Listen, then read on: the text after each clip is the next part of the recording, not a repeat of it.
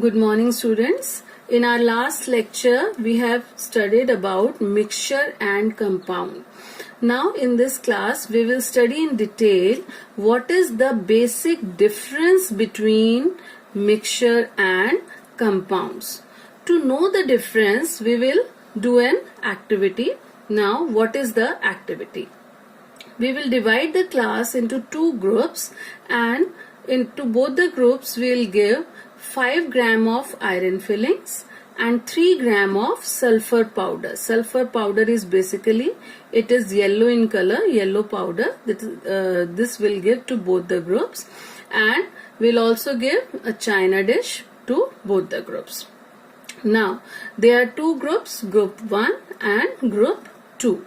So what group 1 will do, it will mix both the components, that is iron fillings and sulfur powder, and crush iron fillings. So what will happen?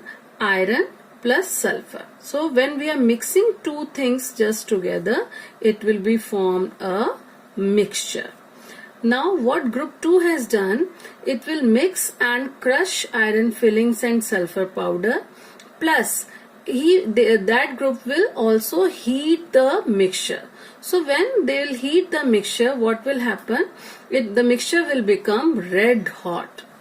So it means some reaction has taken place when we are heating the mixture, and we will find a black color compound. So it means a new thing has formed. So a chemical change has taken place. So what is that chemical change?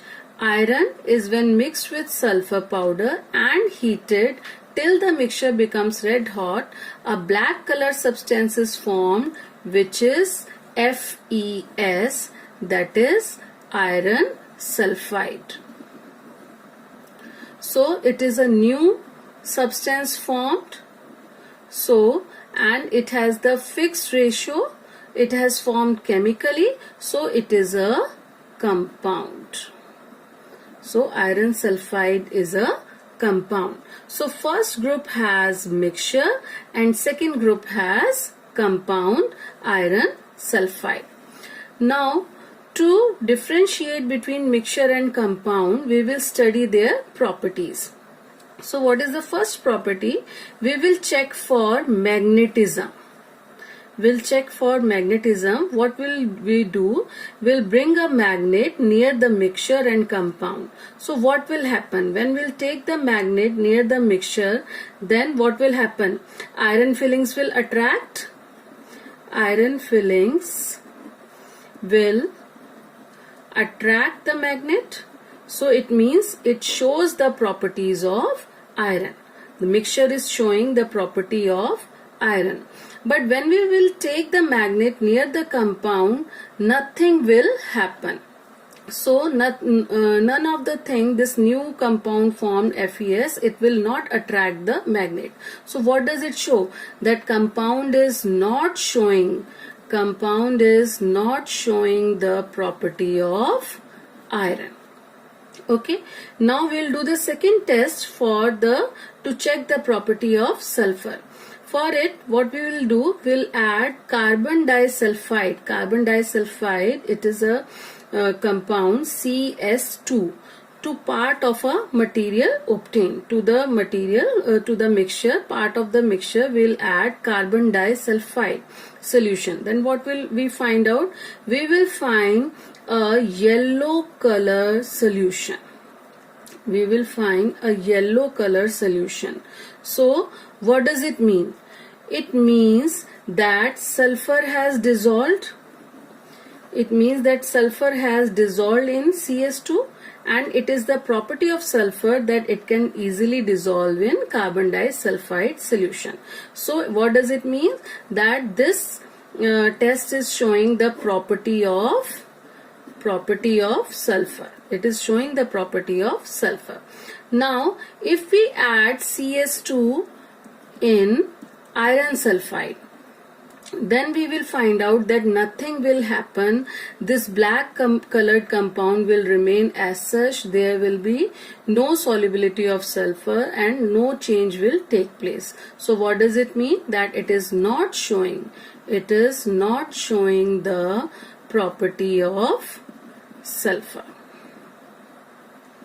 So what does these two tests prove? These two tests prove that mixture shows the property of its constituents, but compound do not show the property of its constituent. This is very important difference, that mixture shows the property of its constituent. Here the mixture is showing the property of iron and sulfur both, but compound do not show the property of its constituent, and this compound FeS is neither showing the property of iron nor it is showing the property of sulfur.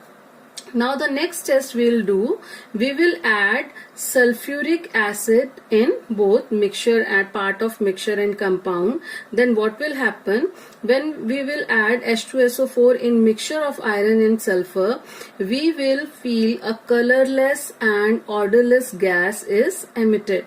So we will do the test for hydrogen. We will find that the gas released here is hydrogen gas. If we will bring the burning mastic near the gas, it will produce pop sound. So which prove that the gas liberated here is hydrogen gas.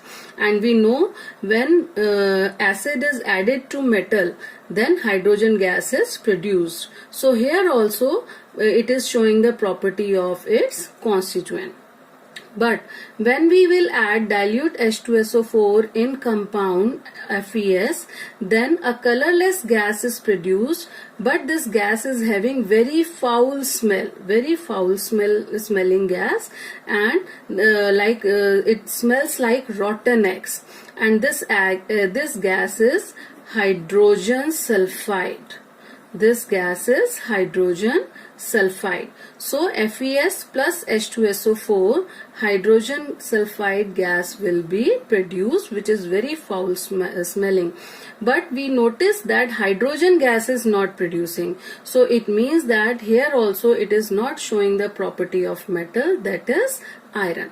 So from this activity we summarize the difference between mixture and compound. What are the difference? What is mixture? Elements or compounds just mix together to form a mixture, and no new compound is formed.